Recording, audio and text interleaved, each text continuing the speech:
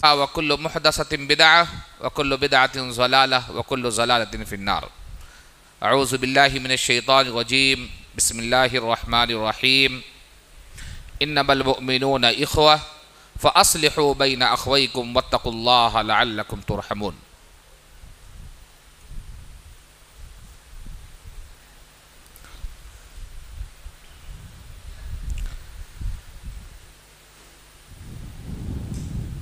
ساری تعریف و توصیف اللہ رب العالمین کے لیے ہے۔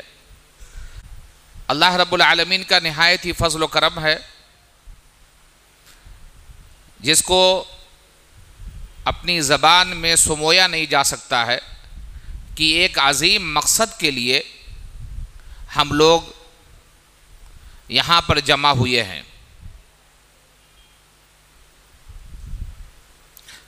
ہمارے ڈائز پہ بیٹھے ہوئے علماء کرام، صوبائی جمعیت کے ہمارے نائب امیر، ناظم دفتر حافظ اشفاق، اور اکولہ شہر کے احباب جماعت اور دیگر جگہوں سے تشریف لائے ہوئے دیگر مقام کے مقامی ذمہ داران، اور جو بھی فی الحال یہاں پہ موجود ہیں، تمام ہی ہمارے معزز شرکائے کرام۔ دیکھیے، یہ جو آج کی یہ نشست ہے بعد نماز عصر، اس نشست کا مقصد صرف ایک ہے کہ ہم لوگ ایک دوسرے سے مخاطب ہو کر کے جو بھی ہمارے درمیان مسائل درپیش ہیں، مسائل سے مراد یہ نہیں کہ کوئی مسئلہ ہے تو گفتگو کرنا ہے، مسئلہ یہ ہے کہ جماعتی ایکٹیویٹیز کو کیسے بڑھایا جائے، جس مقصد کے لیے اللہ رب العالمین نے ہمیں دنیا میں بھیجا ہے،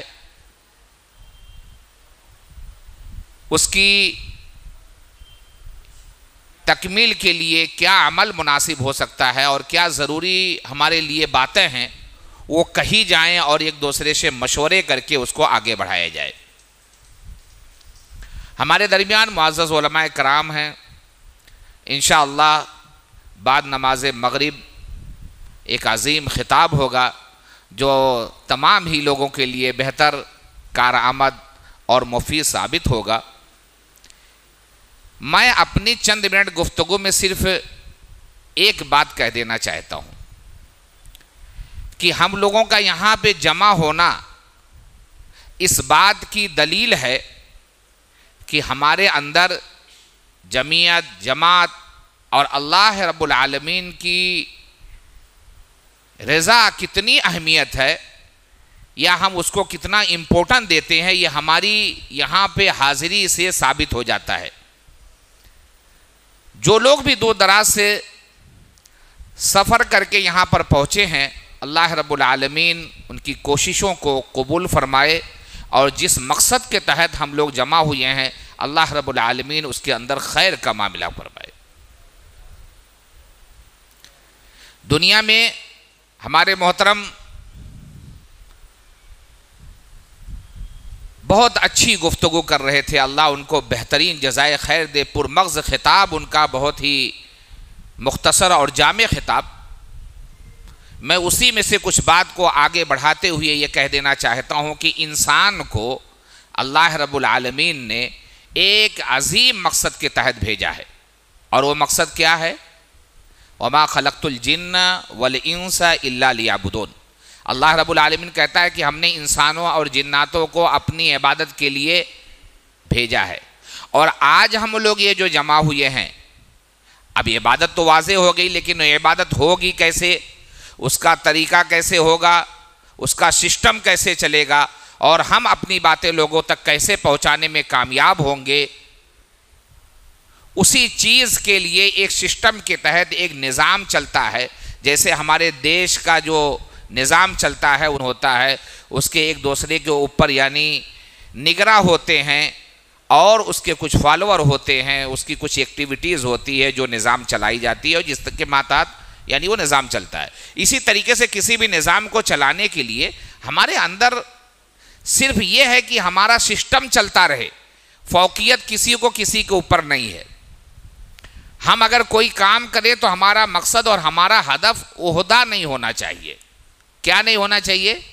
عہدہ نہیں ہونا. عہدہ تو ذمہ داریاں ہیں، اور ذمہ داریوں کا بوجھ جتنا زیادہ ہمارے اوپر ہوگا اتنا زیادہ ہم سے باز پرس ہوگی، اتنا زیادہ ہم سے پوچھا جائے گا. لیکن اس کا مطلب یہ نہیں کہ جس کے پاس عہدے نہیں ہے اس کی ذمہ داری نہیں ہے. ہر ایک شخص کی ذمہ داری ہے کہ وہ دین کی نشر و اشاعت میں اپنا کردار کیا ادا کر رہا ہے، اس کو اللہ رب العالمین کے سامنے اس کو جواب دہ ہونا پڑے گا.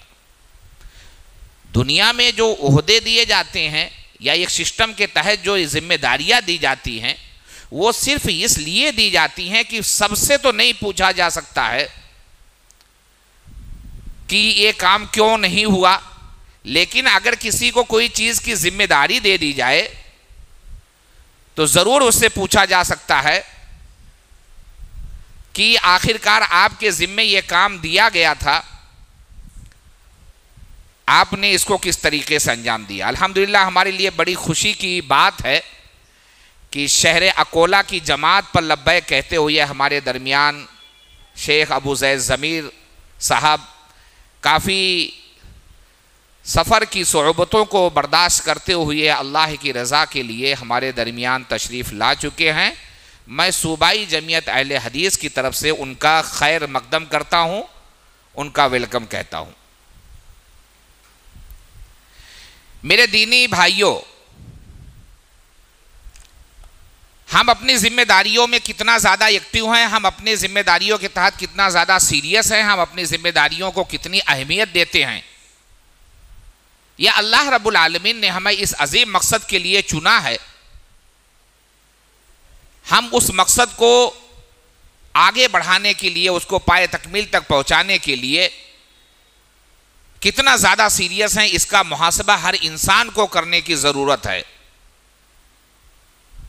دیکھنے میں یہ آتا ہے، میں بڑے ذمہ داری سے یہ بات کہہ دوں کہ ہمارے بھائی لوگ ہمیشہ جب بھی کہیں پہ سفر کرو ان کے پاس کوئی پلان ایسا نہیں ہے کہ جس سے بہت زیادہ یعنی جماعتیں مضبوط ہوں گی یا بہت زیادہ ایکٹیویٹیز بڑھ جائے گی. اگر کوئی باتیں آتی ہیں تو صرف اس کی بات اس کے بارے میں، اس کی بات اس کے بارے میں، اس کی کھینچا تانی، اس کا کھینچا تانی، اس کے اندر کی برائی ڈھونڈ کے لانا، اس کی خوبیوں کو نظر انداز کر کے اس کی خامیاں لے کر کے آنا. میرے بھائیوں، وَلَا تَزِرُ وَازِرَةٌ وِزْرَ أُخْرَىٰ وَأَن لَّيْسَ لِلْإِنسَانِ إِلَّا مَا سَعَىٰ. کوئی کسی کا بوجھ نہیں اٹھائے گا اور کسی دوسرے کا دوسرے سے حساب نہیں لیا جائے گا. میں ہمیشہ اپنی بات میں یہ بات کہتا ہوں، جب بھی جاتا ہوں، جہاں بھی جاتا ہوں، یہ بات کہتا ہوں کہ آپ کا صرف آپ کے بارے میں پوچھا جائے گا، دوسرے کا دوسرے سے پوچھا جائے گا. دوسرے کی پرواہ آپ چھوڑ دیجئے، اپنی پرواہ کرنے کی شروعات کر دیجئے، انشاءاللہ سارے مسائل حل ہو جائیں گے. ہم جتنا دوسروں کے لیے پریشان ہیں، کاش کہ اگر اپنے اور اپنی تئیں جو ذمہ داریاں اس کے لیے پریشان ہو جائیں تو انشاءاللہ کہیں پہ کوئی تنازع ہوگا ہی نہیں. اور پھر ہم کو یہ بھی اپنا ایک دائرہ کار اپنے آپ سے واضح کرنا ہے کہ آخرکار یہ کام ہم کر کس کے لیے رہے ہیں؟ شہرت کے لیے، عہدے کے لیے، یا اللہ کی رضا کے لیے؟ یہ آپ 3 سوال اپنے آپ سے پوچھئے. آپ کو جو جواب ملتا ہے بس وہ کام کیجئے، مجھے بتانے کی ضرورت نہیں ہے. میں ایک تاجر آدمی ہوں اور میں ہمیشہ یہ دیکھتا ہوں کہ چاہے وہ حکومت کا معاملہ ہو، بڑی بڑی منسٹری کا معاملہ ہو، راتوں رات عہدے بدل جاتے ہیں. کل کا سی ایم صبح جو ہے نا ایک عام آدمی بن جاتا ہے اور لوگ اس کو بھول جاتے ہیں جو آتا ہے اس کے ساتھ اپنا کام کرنے کی. تو ہمارے اندر ایک فطرت کیا ہے؟ بھولنے کی. کتنا بھی بڑا فوٹو ہمارا چھپ جائے گا، کل لوگ دیکھیں گے اور پرسوں بھول جائیں گے. لیکن ہم اس رب العالمین کے پاس جو رجسٹر جانے والا ہے، اگر اس میں ہم اپنا نام شامل کرواتے ہیں تو یہ سمجھ کے چلیے کہ وہ ہمیں دنیا میں بھی کام آئے گا اور آخرت میں بھی کام آئے گا. اب وہ کیسے ہوگا؟ بار بار ہر مقرر ایک بات کہتا ہے کہ آپ کے کام کی بنیاد اخلاص ہونا چاہیے. کیا ہونا چاہیے؟ اخلاص. یہ کون ایسی چیز ہے یا کون ایسا برانڈ ہے جو ہر کوئی بول کے جاتا ہے لیکن ملتا نہیں ہے؟ یہ کیا ہے آخرکار؟ یہ کہیں ڈھونڈنے سے نہیں ملے گا، یہ ہر انسان کے اندر پیوست ہے. وہ اس کا عمل کس چیز کے لیے ہے، کس چیز کی خاطر وہ یہ کام کر رہا ہے. ایک آدمی نماز پڑھ رہا ہے تو کیا اس لیے پڑھ رہا ہے کہ اللہ اس کا راضی ہو جائے، یا اس لیے پڑھ رہا ہے کہ لوگ بولیں کہ بہت بڑا نمازی ہے. ایک آدمی دین کا کام کر رہا ہے تو اس لیے کر رہا ہے کہ لوگ بولیں کہ یار وہ جماعت کے لیے بہت ایکٹیو رہتا ہے. ٹھیک ہے، آپ کام کرو گے تو آپ کو پذیرائی بھی ملے گی اور ملنا بھی چاہیے، لیکن اصل بدلہ تو اللہ رب العالمین دے گا. اور جس دن سے ہم لوگ اللہ کی رضا کے لیے ہر کام کرنے کو تیار ہو جائیں گے، انشاءاللہ ہمارے بہت سارے مسائل یعنی ایسے ہی حل ہو جائیں گے. آج موقع بہتر ہے، بہت سارے ہمارے احباب جماعت، بہت سارے ذمہ داران یہاں پہ موجود ہیں. یہ اللہ رب العالمین کا شکر ادا کیجئے کہ اللہ رب العالمین نے آپ کو موحد جماعت میں جگہ دی ہے، جو بہت سارے خرافات سے پاک ہے. اب اگر اس پاک جماعت میں رہ کر کے بھی ہم کوئی ایسا ناپاک عمل کرتے ہیں جو لوگوں کے لیے یعنی بجائے ایک یعنی نمونہ بننے کے، بجائے ایک کردار بننے کے، بجائے ایک مثال بننے کے، اور ہم تماشا بن جائیں، تو یہ ہمارے لیے بہت ہی شرم کی بات ہے. ہمارے علماء چیخ چیخ کے تقریریں کر رہے ہیں. اتنا زیادہ، اتنا بڑا پاورفل نظام کسی بھی مذہب میں نہیں ہے جتنا اسلام میں. ہمارے یہاں پہ ایک مہینے میں اگر کوئی پروگرام ہو یا نہ ہو، لیکن 4 جمعہ، کبھی اللہ رب العالمین 5 جمعہ دیتا ہے. کتنا اس سے ہم فائدہ اٹھاتے ہیں.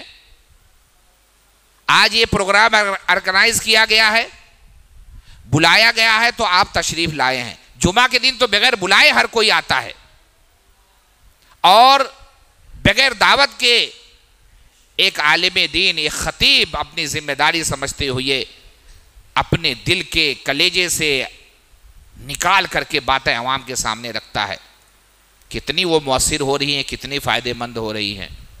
یہ ہمیں سوچنے کی ضرورت ہے کہ آخر کار کہاں ہمارے اندر کمی رہ جا رہی ہے، کیا ہمارے اندر کوتاہی ہے، جو ہم اپنی جو ذمہ داریاں ہیں اس کو نبھاتے نبھاتے اس قدر بوجھل ہو جاتے ہیں کہ ہر انسان یہ تھکا ہوا ملتا ہے کہ یار میں بہت پریشان ہوں. لوگ تعاون نہیں کرتے ہیں، لوگ ساتھ نہیں دیتے ہیں، لوگ کام کرنے میں بہت زیادہ انٹرسٹ نہیں لیتے ہیں. آخر کار کیا وجہ ہے؟ کیوں ایسے حالات بنتے جا رہے ہیں؟ کہیں ایسا تو نہیں کہ ہماری نیتوں میں کچھ اور ہے؟ ہمیں اپنے محاسبے کی ضرورت ہے. اگر ہم نے اپنا محاسبہ نہیں کیا تو یہ عہدے ہمارے کام نہیں آئیں گے. جس عہدے کی دوڑ میں ہم جماعتوں کو منتشر کرتے ہیں، ذرا سی بات میں میرے مزاج کے خلاف یہ بات ہو گئی، اس لیے اب میں اس جماعت کے ساتھ نہیں رہ سکتا. کہاں جاؤ گے بھائی؟ دوسری جماعت میں جاؤں گا میں. ہم نے دیکھا تھا کہ کبھی یعنی سیاسی لوگ اپنی پارٹیاں بدلتے تھے، اب تو جماعتی لوگ بھی بدلنے لگے ہیں. کس لالچ میں آپ جا رہے ہو؟ کون ایسا مقصد ہے کہ آپ یہاں پہ ہو نہیں پورا ہو رہا، وہاں پہ جا کر کے پورا ہو جائے گا؟ ہاں، ایک مقصد پورا ہوگا کہ جو لوگ کے ساتھ آپ کام کر رہے تھے اگر اس کے اندر کوئی کمی ہوگی، وہاں پہ جا کر کے اس کے مقابل کا آپ کو ایک عہدہ مل جائے گا. آپ اس سے اطمینان کر لیجئے، اس سے زیادہ آپ کو کچھ ملنے والا نہیں ہے. بہتر یہ ہوگا یا بہتر یہ ہوتا کہ ایک دوسرے کے کندھے سے کندھا ملاتے، مومن مومن کا آئینہ ہوتا ہے، اس کی اصلاح کرتے اور مقصد آپ کی اللہ کی رضا ہوتی، تو بہت سارے خرافات یوں ہی ختم ہو جاتے. یہ دور دراز سے سفر کر کے آئے ہیں تو بس یوں ہی ہمارا یہ سفر تفریحی نہ بن کے رہ جائے. بس یوں ہی یہ ہمارا سفر بس کچھ لوگوں سے ملاقات اور وقت گزاری کا ایک ذریعہ بن کے نہ رہ جائے. میں ذمہ دار ہونے کے ناطے ایک ذمہ داری سے ایک بات کہہ دینا چاہتا ہوں کہ جو لوگ بھی آپ کے درمیان آتے ہیں، چاہے وہ صوبائی جمعیت کو ہوں یا ہمارے علماء کرام ہوں، آپ کو اندازہ نہیں ہے کہ یہ کتنی تکلیفیں اور کتنی مصروفیت کے بعد آپ کے پاس آتے ہیں.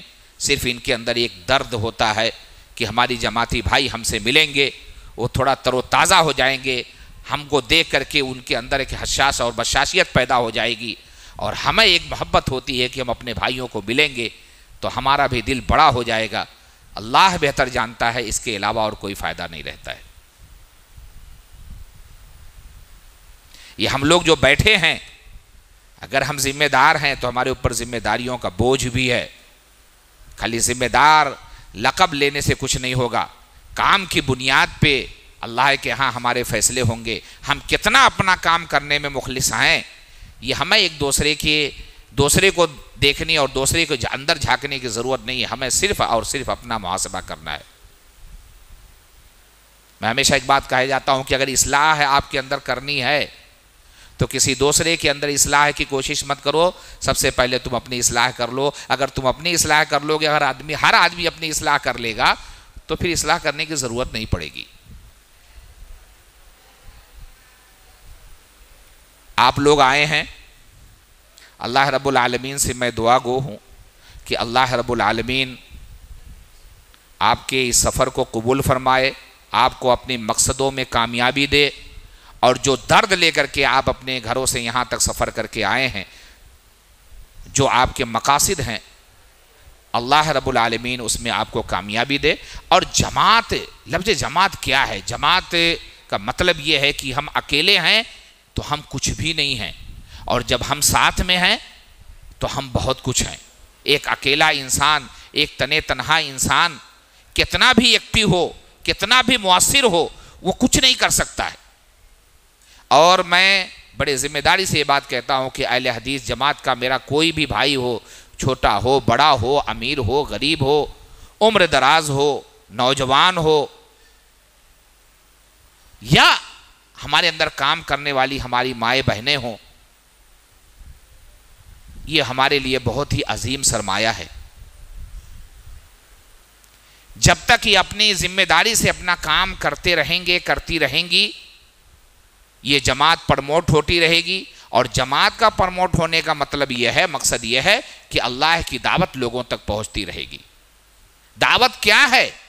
یہ وہ دعوت نہیں ہے کہ کسی نے ہم کو کھانا کھلانے کی دعوت دی اور ہم نے کھا لیا اور کھا کے چلے گئے. یہ وہ دعوت ہے کہ ہم جس مقصد کے لیے یہاں پہ جمع ہوئے ہیں، اپنے علماؤں کی باتیں، اپنے ذمہ داروں کی باتیں سنیں، اور سننے کے بعد جا کر کے اس کو لوگوں تک پہنچائیں کہ میرے بھائی یہ عمر قلیل ہے. روز ہم جب دیکھتے ہوں گے، ایک محاسبہ ہے اور ایک محاورے کے طور پہ یہ بات میں بولتا ہوں کہ جب آپ بیمار ہوتے ہوں گے، ہاسپٹل جاتے ہوں گے، تو ایسا لگتا ہوگا کہ سارا شہر بیمار ہو گیا، سب ہاسپٹل پہنچ گئے. اب یہاں پہ یعنی اتنے پیشنٹ ہیں کہ لوگ پریشان ہیں. سفر کرو گے، بسوں میں اتنی بھیڑیں ملیں گی کہ ایسا لگے گا کہ سارا شہر مسافر ہی ہو گیا ہے. ٹرین میں سفر کرنے جاؤ گے، سیٹ نہیں ملے گی، ایسا لگے گا کہ سبھی لوگ یعنی ٹرین سے سفر کر رہے ہیں. لیکن یہ ایسی فیلڈ ہے کہ جب کام کرنے جاؤ دعوت کے میدان میں تو ایسا لگتا ہے کہ اس کا تو پورا راستہ خالی ہے. اس کے اندر نہ کوئی بھیڑ ہے، نہ کوئی گردی ہے، اور نہ ہی بیفور کوئی ریزرویشن ہے، اور نہ ہی کسی کو اس کی اجلت ہے پانے کی، اور نہ ہی کسی کے اندر کسی قسم کا ڈر اور خوف ہے کہ منزل ملے گی کہ نہیں ملے گی. آئے ہیں، اللہ نے صحت دیا ہے، تندرستی دیا ہے، اور کمانے کے لیے کچھ روزگار دیا ہے، اپنا وقت گزر رہا ہے، بوڑھے سے جوانی سے بڑھاپے کی طرف ہم آگے بڑھ رہے ہیں. لیکن ہمارے لیے کوئی بھی ایسا ایک ہدف اور ایک ٹارگٹ نہیں ہے کہ اللہ نے زندگی دیا تھا، کل اللہ کے سامنے پیش ہونا ہے، اور ہم اللہ کے پاس کیا لے کے جائیں گے؟ ہمارے پاس کون سا توشہ ہے؟ اللہ نے عمر دیا تھا، صحت دیا، تندرستی دی، رزق کے ذرائع دیے، آل اولاد دی، اور بہت ساری نعمتوں سے اللہ نے نوازا. اس کے گنانے کے لیے بہت لمبے چوڑے وقت کی ضرورت ہے. میں کچھ یہ احساس دلانا چاہتا ہوں کہ اللہ نے ہمیں اگر تر و تازہ رکھا ہے، حشاش بشاش رکھا ہے، تو ہمارے اوپر ذمہ داریاں بھی عائد ہوتی ہیں، اور کل اللہ کے ہاں ہمیں جواب دہ ہونا رہے. میں آئے ہوئے تمام اکائیوں کی جو بھی ذمہ دار ہیں، احباب جماعت ہیں، صرف اتنا کہہ دینا چاہتا ہوں کہ ابھی فی الحال صوبائی جمعیت بہت زیادہ حساس انداز میں لوگوں کے روابط میں ہے، اور اس کا صرف ایک مقصد ہے کہ ہماری جماعت پرموٹ ہو، ہمارے احباب جماعت کسی خلفشار کا شکار نہ ہو، آپس میں مل جل کر رہیں، اتحاد اتفاق سے اس کام کریں، اور جو مقصد کے تحت اللہ رب العالمین نے ہمیں دنیا میں بھیجا ہے اس مقصد کو ہم آگے بڑھائیں. خوبیاں خرابیاں سب کے اندر ہے، مکمل کوئی نہیں مل سکتا ہے، بس کہیں پہ برداشت کر لو، کہیں نظر انداز کر لو۔ مقصد یہ رکھو جب ہم سفر کرتے ہیں تو دیکھو ہمیشہ ایکسپریس وے نہیں ملتا ہے، کہیں پہ کچھ راستے ایسے بھی ملتے ہیں جس کے اوپر گاڑی چلانے میں بڑی دشواری ہوتی ہے، تو کیا ہم سفر چھوڑ دیتے ہیں؟ نہیں چھوڑتے ہیں نا۔ منزل اگر خوبصورت ہے تو راستوں کی پرواہ چھوڑ دو، منزل اگر خوبصورت ہے تو راستے کی پرواہ چھوڑ دو، راستہ کا کام ہی ہے، کہیں آپ کہیں ڈاؤن، کہیں اچھا، کہیں برا۔ تو ایسے ہماری جو منزل ہے وہ اللہ کی رضا ہے، ہمارا جو مقصد ہے وہ اللہ کو خوش کرنا ہے، ہمارا جو مقصد ہے وہ لوگوں تک اپنی باتیں پہنچانا ہے، اپنی باتوں سے مراد اللہ کی بات اور اس کے نبی کی بات لوگوں تک پہنچ جائے، ہمارا مقصد ہے۔ اس کے اندر بہت ساری چیزیں ہمیں فیس کرنی پڑیں گی، کبھی کبھی وہ باتیں بھی ہمارے سر آ جائیں گی جو ہم نے کہا نہیں ہوگا، کبھی کبھی وہ الزام بھی ہمارے سر آ جائیں گے جو ہم نے کیا نہیں ہوگا، لیکن اس کا مطلب یہ نہیں کہ ہم دل برداشتہ ہو کر کے اس کو چھوڑ دیں۔ آدمی جب کسی مقام پہ اس کی کوئی ملکیت ہوتی ہے، کھیتی ہوتی ہے، کوئی ایسا فارم ہاؤس ہوتا ہے، فیکٹری ہوتی ہے، راستہ نہیں بھی صحیح رہتا ہے تو آدمی اس کے اوپر سفر کرتا ہے، کیونکہ اس کو یہ لگتا ہے کہ یہ میرے کو وہاں پہ پہنچنا بہت ضروری ہے، اگر میں نہیں پہنچوں گا تو میرا نقصان ہو جائے گا۔ اس سے کہیں عظیم مقصد ہے یہ دعوت کا کام،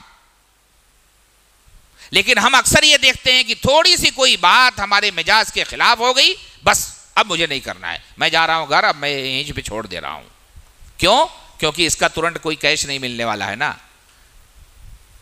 اس کا کوئی ترنت یعنی آپ کو ریفنڈ نہیں ملنے والا ہے، اس لیے آپ کو اس کی اہمیت نہیں ہے۔ اگر باہر بورڈ لگا دیا جائے کہ ہر نماز کے بعد 100 روپیہ ملے گا، جتنے بے نمازی ہیں سب نماز پڑھنے لگیں گے کیونکہ کیش مل رہا ہے نا۔ تو آج ہمارا مزاج یہ ہو گیا ہے کہ آج ہم نے پودا لگایا اور ترنت ہم کو پھل چاہیے۔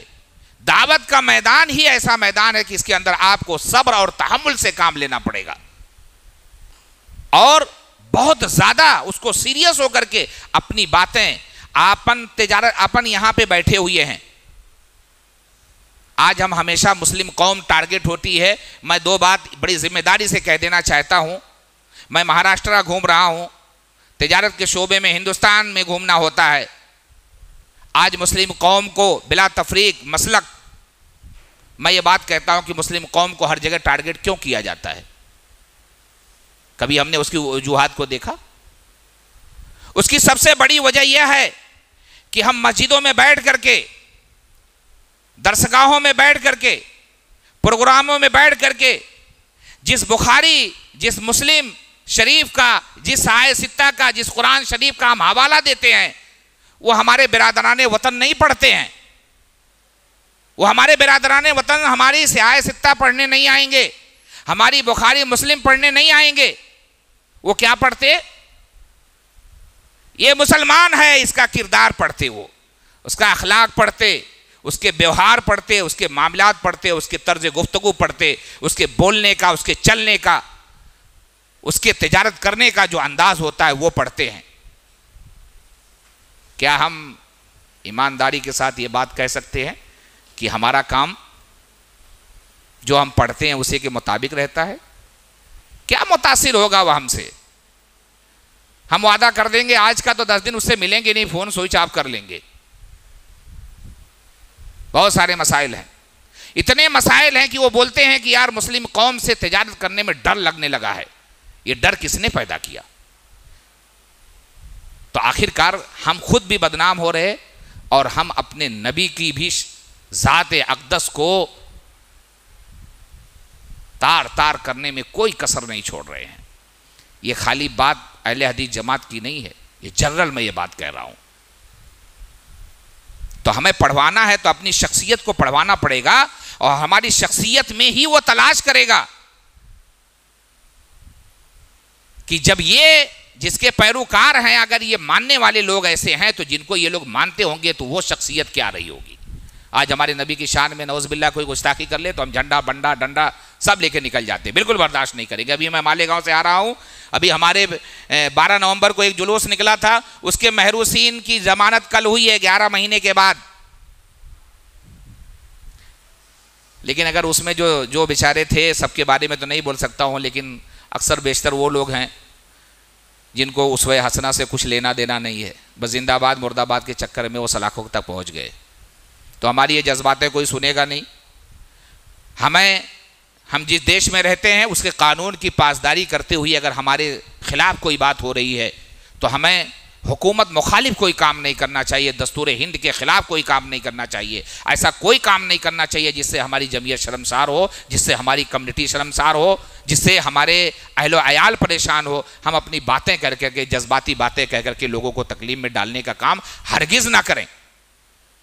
ہم جس دیش میں رہتے ہیں ہمارے اوپر شرائط ہے، ہم کو یعنی قانون بہت ساری چیزوں کی اجازت دیتا ہے اور بہت ساری چیزوں کی اجازت نہیں دیتا ہے. تو قانون کی پاسداری کرتے ہوئے ہم اپنا کام انجام دے. الحمدللہ حالات بہت سازگار ہیں. لوگ بولتے ہیں بہت برے ہیں، بالکل نہیں برے ہیں.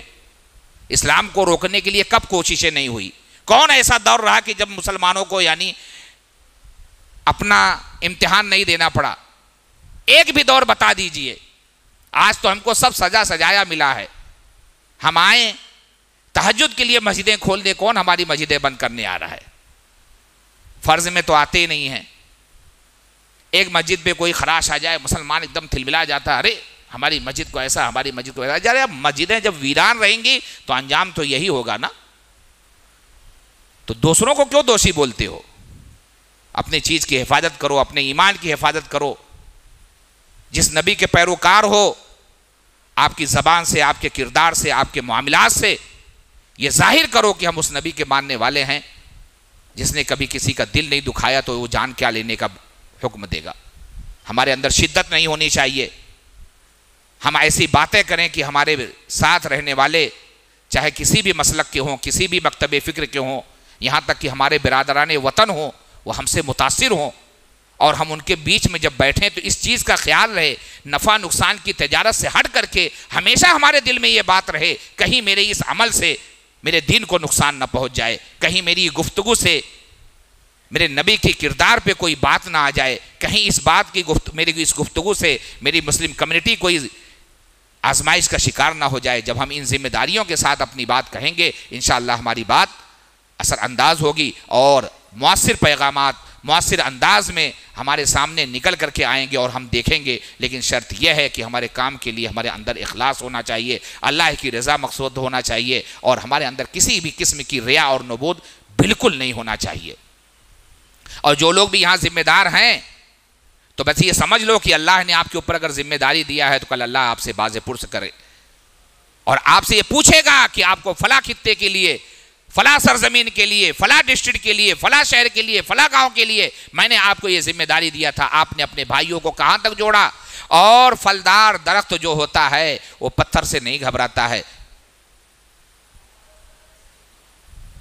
کیوں نہیں گھبراتا ہے؟